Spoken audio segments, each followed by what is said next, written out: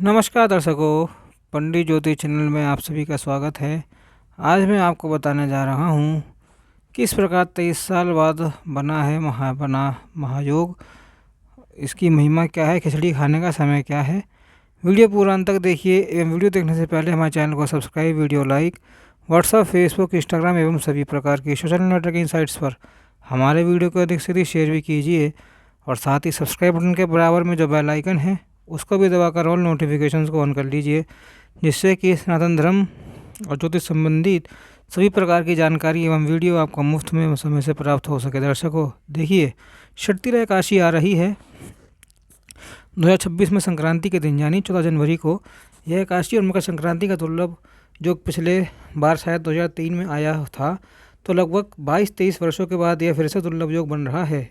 एकादशी और संक्रांति एक साथ है। देखिए, एकादशी तिथि चालू हो जाएगी 13 जनवरी को ही दोपहर के 3:17 से और यह तिथि समाप्त होगी 14 जनवरी को शाम को 5:52 पर।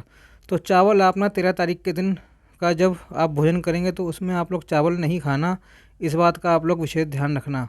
यदि आपको ध्यान में नहीं रहता है तो हमारे चैनल पे शॉर्ट वीडियोज़ आते हैं और स्टेटस भी हम लगाते हैं, सबको भेजते भी हैं, फेसबुक पे भी भेजते हैं, इंस्टाग्राम पे भी लगाते हैं। तो आप हमारे चैनल पे जुड़े रहिए, उसको देखते रहिए, उससे अपडेट आपको मिल जाएगी। रिमाइंडर भी हम डालते रहते हैं। चैनल का लिंक आपको मिल ही जाएगा, जैसे ही आप यूट्यूब पे सर्च करेंगे या आपके पास आई गया होगा। तो महाराज, इस एकादशी की महिमा ना शास्त्रों में खूब भर भर के बताई है। वैसे तो भगवान श्री कृष्ण महाराज युधिष्ठिर को इसकी महिमा सुना रहे हैं कि दाल ऋषि अब पुलस्त ऋषि से प्रश्न पूछ रहे हैं कि इस एकादशी की महिमा क्या है। दाल ऋषि पूछते हैं कि मृत्युलोक में जन्म लेने वाले प्राणी अनेक प्रकार के पाप करते रहते हैं। वे ब्रह्म हत्या और गो हत्या आदि पापों से युक्त होते हैं, दूसरों का धन चोरी करते हैं, दूसरों की बुराई करते हैं, निंदा करते हैं। तो देखिए, जो लोग दूसरों की निंदा करते हैं ना, वे भी एक पाप की श्रेणी में आते हैं। तो हे ब्राह्मण, वे नरक में जाने से कैसे बच सकते हैं? ऐसे पापी लोग भी और बिना अधिक परिश्रम किए कैसे बच सकते हैं, यह बताइए। यानी आप ऐसा उपाय बताइए जो बड़ा ही सहज हो, सुलभ हो और सभी प्रकार से संसार में रहने वाले व्यक्तियों को इससे लाभ हो सके। तब ऋषि पुलस्त ने उत्तर देते हुए कहा कि हे महाभाग, बहुत सुंदर तुमने यह उत्तम प्रश्न किया है, क्योंकि यह बात न खूब गोपनीय है। जो मैं आपको विधि बताने जा रहा हूँ, जो आपको विधि की महिमा बताने जा रहा हूँ, वह अति दुर्लभ है और गोपनीय रखी गई है, जिसे विष्णु जी, ब्रह्मा जी और इंद्र आदि देवताओं ने भी किसी को नहीं बताया है। वह मैं तुमको आज बताने जा रहा हूँ और वही दुर्लभ बात आप लोग इस वीडियो के माध्यम से सुनने जा रहे हैं। पुलस्त ऋषि बता रहे हैं कि इस दिन क्या करना चाहिए, इस दिन किस वस्तु का भोग लगाना चाहिए और क्या क्या नियम पालन करना चाहिए।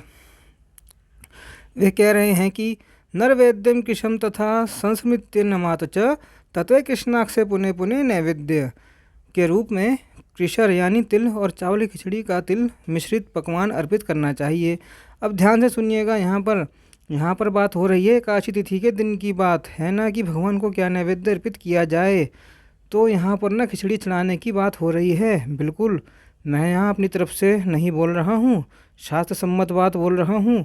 और खिचड़ी भी कैसे, चावल की खिचड़ी तो आप लोग बनाते हो और उसके अंदर तिल होना चाहिए, और कोई भी जो भी आप लोग मिठाई अर्पित करेंगे भगवान को, उसके अंदर भी तिल होना अनिवार्य है।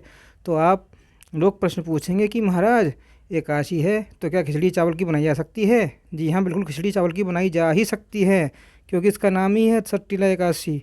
और इसका भोग आप भगवान को लगा देना। भले ही आप सुबह में भोग नहीं लगाना, रात्रि को आप लोग भोग लगा देना। शाम के समय जब आप एकादशी का व्रत कथा सुनते हैं, पूजन करते हैं, तब फिर यह खिचड़ी आप लोग दूसरे दिन थोड़ा थोड़ा प्रसाद रूप पे ले लेना, ठीक है। और थोड़ी सी खिचड़ी बना लेना, और जो मिठाई चढ़ाना आप लोग उसके अंदर तिल वाली मिठाई ज़रूर चढ़ाना, ठीक है। और आगे कह रहे हैं कि बार बार भगवान श्री कृष्ण के नाम का स्मरण और कीर्तन करना चाहिए। श्री कृष्ण गोविंद हरे मुरारी, हे नाथ नारायण वासुदेवा आदि आदि जो भी मंत्र भगवान के आते हों आपको, विष्णु जी के, कृष्ण जी के, उस प्रकार से आपको भगवान का नाम लेना चाहिए। और इस दिन दान जरूर करना चाहिए। दान तो महाराज मुख्य है। इस दिन दान करते समय ऐसा भाव रखना चाहिए कि इस दान से भगवान श्री कृष्ण मुझ पर प्रसन्न हो रहे हैं। तिल से भरा हुआ कटोरा अथवा तो तांबे के लोटे में आप लोग तिल भर देना, किसी ब्राह्मण देवता को अर्पित कर देना, अथवा जो भी आपको उस दिन गरीब असहाय लोग दिखें उनकी मदद कर देना। पशु पक्षी जानवर जिनको भी आप इस दिन दान पूर्वक धर्मपूर्वक दान करेंगे, भगवान की प्रसन्नता के निमित्त आप खिलाएंगे पिलाएंगे जिमाएंगे, वो उससे आपको अत्यधिक लाभ होगा। आगे ऋषि कह रहे हैं कि हे मुनि, स्नान और भोजन में काले तिल श्रेष्ठ माने गए हैं, इसलिए अपनी शक्ति सामर्थ्य के अनुसार यत्नपूर्वक श्रेष्ठ ब्राह्मण को इन तिलों का दान जरूर करना चाहिए। और महाराज, शास्त्र में तो यहाँ तक लिखा गया है कि इस एकादशी के दिन आप जितना भी तिल दान करते हैं, भले आप 1 कटोरा दान करिए, 1 मुट्ठी दान करिए, 1 चुटकी दान करिए, तो जितने भी तिल आपने दान किए हैं उन तिलों को यदि बोया जाए और उस तिल के जो पौधे उगेंगे, उस पौधे में जितनी शाखाएँ होंगी और जितने तिल उत्पन्न हो सकते हैं, उन शाखाओं से उतने ही 1000 वर्षों तक वह दान करने वाला व्यक्ति स्वर्गलोक में प्रतिष्ठित होता है। बिल्कुल इसके अंदर थोड़ी सी शंका भी नहीं करनी चाहिए। यह शास्त्र वचन को ना निशिरोधार्य करना चाहिए, अर्थात सिर पे लगाकर मानना चाहिए, माथे पर लगा के मानना चाहिए। शास्त्र वचनों को जो जितना आदरपूर्वक धारण करता है, उसके जीवन में उतनी ही उन्नति हमने देखी है। आगे बात आती है इस एकादशी के नाम के ऊपर। देखिए, इस एकादशी का नाम षट तिला क्यों पड़ा? क्योंकि षट यानी होता है 6 प्रकार से इन दिन तिलों का उपयोग करना चाहिए। संस्कृत का श्लोक आता है, यह ऋषि पुलस्त्य ने ही उपदेश दिया है। भगवान श्री कृष्ण ने ही बताया है कि तिल स्नाय तिलोवर्ती तिल होमी तिलोदकी तिल दाता च भोक्ता षट तिलह पापनाशनान। अब इसका हम लोग हिंदी अनुवाद सुनेंगे। पहला तिल का उपयोग कहाँ करना है कि जिस भी जल से आप लोग स्नान करेंगे उस जल में आप लोग काला तिल मिला देना, फिर उस जल से आप लोग स्नान करना, ठीक है। तो यह पहला उपयोग हो गया। दूसरा उपयोग है तिल का उबटन लगाना, यानी मैंने आपको पहले ही बताया था कि मिक्सचर में आप तिल पीस लेना, उसको थोड़ा सा पकड़ के पूरे शरीर पर रगड़ लेना, फिर आप स्नान कर लेना, ठीक है। ये तिल के उबटन का स्नान हो गया। 2 प्रकार का तिल आपने उपयोग कर लिया है। कौन सा तिल उपयोग करना चाहिए? काला तिल। फिर तीसरा है तिल से आपको हवन करना चाहिए। इस दिन तिल मिला हुआ जल पीना चाहिए अथवा तो उससे तर्पण करना चाहिए। जी हाँ, बिल्कुल केवल यहाँ जल पीने की ही बात नहीं है, इस जल के माध्यम से अपने पितरों को तृप्त करने की भी बात आती है। तो गीता जी के 7वें अध्याय का पाठ कर लेना या सुन लेना। मेरे चैनल पर है पंडित ज्योति 23 गीता 7वां अध्याय, सर्च कर लेना। डिस्क्रिप्शन में मैं लिंक भी दे दूँगा, आपको मिल जाएगा। देखिए, दिन मकर संक्रांति भी है, इस दिन एकादशी भी है, दोनों जगहों का बड़ा संयोग हो रहा है। तो इस दिन यदि आप पितरों के लिए कुछ तृप्ति प्रदान करते हैं तो वे भी आप पर राजी हो जाएंगे, प्रसन्न हो जाएंगे और आपके संसार में चलने वाली गाड़ी खूब सुचारू रूप से फ्लाइट जेट के समान उड़ेगी। तो गीता जी के 7वें अध्याय का पाठ कर लेना। आप लोटे में जल रख के उसके अंदर काला तिल मिला होना चाहिए, फिर उसके अंदर वह जल आप दक्षिण दिशा की ओर मुख करके अपने पितरों से निर्मित अर्पित कर देना। मैं हर महीने में 1-2 बारी बता ही देता हूँ कि पितरों को कैसे पितृति से जल अर्पित करना चाहिए, पितरों का तर्पण कैसे करना चाहिए। हमेशा आपको हर महीने 1-2 वीडियो ऐसी मिल जाएंगी और मेरी प्लेलिस्ट में भी आप चेक कर सकते हैं। पितरों का तर्पण, पितरों के निमित्त किस प्रकार पूजन हवन करना है, वह सब आपको मेरी प्लेलिस्ट में मिल जाएगा, मेरे चैनल पे मिल जाएगा, पंडित ज्योतिष 23 पे, ठीक है।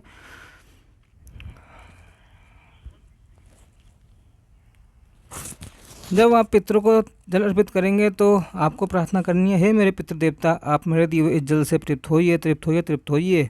फिर 5वें प्रकार का उपयोग तिल का दान करना चाहिए। यह 5वें प्रकार का उपयोग हो गया। फिर 6वें प्रकार के तिल का उपयोग होता है कि भोजन में करना चाहिए इसे। जो भी आपके घर में भोजन बने उस दिन थोड़ा सा तिल मिला लेना उसके अंदर। तो इन 6 प्रकारों से तिलों का प्रयोग करने से व्यक्ति का पाप नाश होता है और इसी वजह से इस एकादशी का नाम षट तिला रखा गया है। इससे लाभ क्या होता है कि न दरारिंदम न कष्टवम न च दौर्यमेव च संभवेद वन नृपश्रेष्ठ श्रेष्ठ शतिला समपोषणात्। इसका अर्थ है कि हे नृपश्रेष्ठ, हे युधिष्ठिर, षट तिला एकादशी का व्रत उपवास करने वाले मनुष्य को ना तो दरिद्रता देखनी पड़ती है, ना कष्ट होता है और ना दुर्भाग्य प्राप्त होता है। अब आप लोग कहेंगे कि महाराज हम यह कर लेंगे तो क्या हमारी दरिद्रता खत्म हो जाएगी? मैं कहूँगा बिल्कुल ख़त्म हो जाएगी। भगवान के वचनों में तनिक भी संदेह नहीं करना चाहिए। ज़्यादा फेमिनिस्ट, ओजी फेमिनिस्ट और ज़्यादा नए समाज और अपने धर्म को भूल के दूसरे धर्म में नहीं उछलना चाहिए, है ना। क्यों नहीं करना चाहिए? क्योंकि हमारी मति गति से परे की बात भगवान कहते हैं, हमारी उन्नति की बात भगवान कहते हैं। आप देखिए दरिद्रता कितने प्रकार की होती है। केवल धन की दरिद्रता नहीं होती है, केवल वित्त की दरिद्रता नहीं होती है। वित्त लोगों के पास खूब सारा पड़ा होता लेकिन वह भीतर से कंगाल होगा। वह अपने संस्कारों से दरिद्र हो सकता है ना। वह अपने हर चरित्र से दरिद्र हो सकता है। तो दरिद्रता केवल पैसे और धन की नहीं होती। हर प्रकार की दरिद्रता आपकी ख़त्म होती जाएगी, इन पैसों की भी ख़त्म होगी, है ना। जिस संकल्प से आप ये एकादशी का व्रत उपवास करेंगे तो भगवान के वचनों में श्रद्धा रख के ये सब कार्यक्रम ने करने चाहिए। फिर आगे भगवान कहते हैं कि अनेन विधिना भूपति तिल दाता संशय मुच्यते पातक सर्वे अन्यासेन मानव। हे भूप, हे राजन, इस विधि से जो मनुष्य तिल का दान करता है वह इस निसंदेह अनायास ही बड़ी आसानी से अपने समस्त पापों से मुक्त हो जाता है। अब मुख्य चीज़ आती है कि महाराज इस दिन हमको और क्या करना है। मैंने आपको पिछले माघ मास वाली वीडियो में बताया है कि फिर से आपको बता दूं कि एक मुट्ठी चावल लेना आप, ठीक है, उसके अंदर काला तिल मिला लेना। अब कई लोग कमेंट में करेंगे या ईमेल पे मुझे परेशान करेंगे। मैंने पिछली बार ही बताया था, लोग बोलते हैं कि एकादशी को तो चावल का स्पर्श भी नहीं करना चाहिए। नहीं महाराज, ये नहीं लिखा हुआ किसी शास्त्र में, चावल इस दिन खाना नहीं चाहिए, ठीक है। अन्न के स्पर्श में, अन्न के दान में दोष नहीं माना गया है, किसी भी शास्त्र में ये नहीं लिखा गया इस दिन ये अन्न नहीं छूना चाहिए। आप लोग इस बात को ध्यान से समझिए, चावल खाना मना है, चावल का स्पर्श, चावल का दान, भगवान के पूजन में चावल का उपयोग बिल्कुल आप एकादशी के दिन कर सकते हैं। जो लोग कहते हैं कि नहीं किया जाता है, आप करबद्ध मेरी प्रार्थना है कि मेरे आगे भी ये शास्त्र का रेफरेंस प्रस्तुत करिए, कहाँ आपने पढ़ा है और किस ज्ञानी के मुख से सुना, उस ज्ञानी को भी प्रस्तुत करिए, उसकी क्लास हम लेंगे, ठीक है, बिल्कुल करिएगा। तो इस दिन आपको क्या करना है कि एक मुट्ठी चावल लेना है, उसके अंदर काला तिल मिला देना है और वह शिव जी के ऊपर मंत्र पढ़ते हुए अर्पित कर देना है, नमः शिवाय, ओम नमः शिवाय बोलते हुए। हो गया। शिव मंदिर में आप तिल का दीपक जला देना, ठीक है। दूसरी बात हो गई, इस दिन भगवान को शालिग्राम, भगवान को आपके पास लड्डू गोपाल हो तो उनको दूध से स्नान अभिषेक करा देना, इससे 21 पीढ़ियाँ बैकुंठ लोक में वास करेंगी। यह मैंने पिछले माघ मास की वाले वीडियो में भी आपको बताया भी होगा, इस पे भी मैंने आपको बता दिया इस बार। और मुख्य रूप से ध्यान रखना कि 6 महीने का पुण्य आपका बढ़ जाएगा अगर आप ये सारे काम करेंगे, ठीक है। अब लोग कमेंट में और ईमेल पे मेरे को पूछेंगे कि 14 तारीख को तो मकर संक्रांति भी है और 14 तारीख को एकादशी भी है और हमारा नियम होता है कि हम इस दिन दही चूड़ा खाते हैं, खिचड़ी भी खाते हैं, दान भी करते हैं, तो इस दिन कैसे करें। तो मैंने जो पिछला वीडियो डाला था माघ मास वाला, उसके अंदर मैंने बताया था कि 14 तारीख की सुबह में आप लोग स्नान कर लेना। कई लोग अपनी अपनी विद्वता लेकर आ जाते हैं और कमेंट करने लग जाते हैं, मेल भी करने लग जाते हैं। आपको क्या पता संक्रांति दोपहर में चल रही है और आप बोल रहे हैं कि 14 की सुबह में स्नान कर लेना। यह कहाँ हुआ, हम 15 को करेंगे। तो महाराज मैं आपको फिर से बता दूं कि यहाँ पर आपको जो भी बताया जाता है ना, शास्त्र का अध्ययन शास्त्र सम्मत करके बताया जाता है। केवल यह वीडियो बनाने का उद्देश्य नहीं है हमारा उद्देश्य है कि आप अपनी संस्कृति से जुड़ें, अपने जड़ों से जुड़ें, ठीक है। शास्त्र का स्पष्ट मत है। मैं आपको बताता हूँ कि 14 की सुबह मैंने क्यों स्नान के लिए बताया था। संक्रांति आपकी शुरू हो रही है दोपहर के 3:11 से, ठीक है। और यहाँ पर शास्त्र कहते हैं कि दिवा संक्रमण पुण्यम दिने में बतु रात्रो तू संक्रमण भनोर दिनार स्नान दानो। अब देखिए इसमें कई मतभेद हैं। कई पंचांग के अनुसार ये दोपहर को 3:11 से शुरू हो रही है और कई पंचांगों के अनुसार रात को 9:12 से शुरू हो रही है। तो इसका अर्थ होता है कि यदि संक्रांति आपकी सूर्यास्त से पहले ही शुरू हो जा रही है, दिन में जैसे कि 14 तारीख को हो रही है, सूर्यास्त से पहले ही शुरू हो रही है, तो दिवा संक्रमण पुण्यम दिन में वतु, यानी सूर्यास्त के पहले जब शुरू हो रही है तो वह पूरा दिन दान पुण्य के लिए विशेष माना गया है। समझ गए आप लोग। यदि संक्रांति रात्रि की शुरू हो रही है तो अगले दिन दान पुण्य स्नान के लिए शुभ माना गया है। इसलिए कहता हूँ कि शास्त्र अध्ययन करिए। केवल यूट्यूब पर और रील्स के वीडियो देखकर आप लोग यहाँ पर आकर कमेंट मत करा कीजिए और हमें ईमेल पर डिस्टर्ब मत किया कीजिए। ईमेल है हमसे कांटेक्ट करने का, हमसे सवाल जवाब करने का माध्यम नहीं है, कुतर्क करने का माध्यम नहीं। आप हमसे तर्क कर सकते हैं और हमसे प्रश्न पूछ सकते हैं, ईमेल के माध्यम से जुड़ सकते हैं, ठीक है। खुद का अध्ययन हो, आप कमेंट करेंगे तो बिल्कुल मैं आपका स्वागत करूँगा। और जो ऐसे ही लोग कमेंट आकर अनर्गल कमेंट करते हैं तो कृपया वे भी शास्त्रों का अध्ययन करें। बाकी शास्त्र में दूसरी भी युति बताई गई है। दूसरी युति आती है 40 घंटे, यानी लगभग 16 घंटा है ना, 16 घंटा होता है। यह भी एक प्रयोग आता है, श्लोक आता है कि मकर विंशति पूर्वा पश्चातिन शुद्ध टीका। इसका अर्थ है कि अयन यानी संक्रांति में 20 घटी आगे पीछे पुण्यकाल होता है। समझ गए आप लोग। 20 घटी आगे पीछे यानी आध घंटे मान लीजिए। संक्रांति कभी भी शुरू हो रही हो तो उसके पीछे 8 घंटे और उसके आगे 8 घंटे तक पुण्यकाल होता है।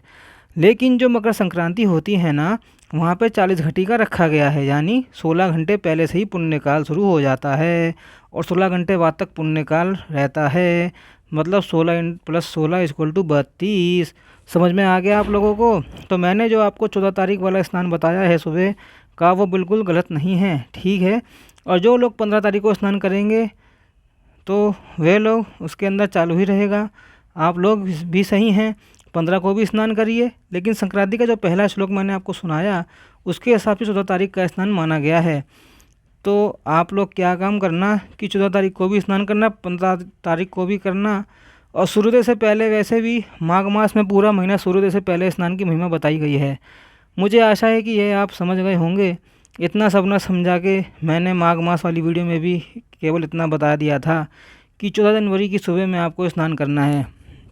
अब बात आती है हमारी कि महाराज खिचड़ी हम लोग कब खाएं और खिचड़ी का दान कब करें। दही चूड़ा जो लोग उत्तर प्रदेश, बिहार, झारखंड आदि नॉर्थ ईस्ट इंडिया में, उत्तर भारत में क्षेत्रों में खाते हैं, वे लोग कब खाएं।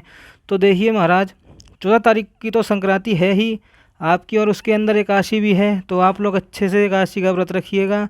15 तारीख को आपने मिल रहा है पुण्यकाल, यानी 15 तारीख की सुबह सुबह भी आप लोग खिचड़ी खा सकते हैं, दही चूड़ा खा लेना, तो आपका नियम भी पूरा हो जाएगा। आप लोग दान पुण्य भी कर सकते हैं। लेकिन जो विशेष दान पुण्य का जो पुण्यकाल है, मैंने आपको माघ मास वाली वीडियो में भी वो टाइमिंग बताया है। दोपहर के 3:11 से लेकर लगभग शाम के 5 बजे तक है। तो उस समय काल में आप लोग दान पुण्य ज़रूर कर लेना, समझ गए। ये थोड़ी सी जटिलता हुई मेरे समझाने में, लेकिन यदि आप इस वीडियो को ध्यान से देख रहे हैं तो आप लोग बिल्कुल समझ गए होंगे। पारण का समय आप लोग सुनते जाइए। पारण 15 जनवरी को होगा, सुबह सूर्योदय से शुरू हो जाएगा और सुबह 9:21 के बीच में आपको पारण कर लेना है एकादशी वाला। विष्णु सहस्त्रनाम का पाठ आप लोग सुन लेना, मैंने अपने चैनल पर डाल रखा है। गजेंद्र मोक्ष का भी पाठ सुन लेना, अपने चैनल पे मैंने डाल रखा है हिंदी में। गीता जी के 7वें अध्याय का भी पाठ आप सुन लेना, मेरे चैनल पे आपको मिल जाएगा। सब हिंदी में है, संस्कृत में मैंने कुछ नहीं कर रहा। मुझे पता आप कितने लोग सारे विद्वान हैं, मुझे कमेंट करके बोलेंगे हिंदी अनुवाद दीजिए, तो कोई दिक्कत नहीं है, हिंदी में सुनिए। यह सब आप लोग सुन लेना। मिलते हैं अगली वीडियो में। कुछ प्रश्नों का तो पूछिएगा, अब इस समय और भी वीडियो बनाऊंगा। दूसरी वीडियो में मिलते हैं, जब तक के लिए ओम नमो नारायणाय, ओम नमो भगवते वासुदेवाय।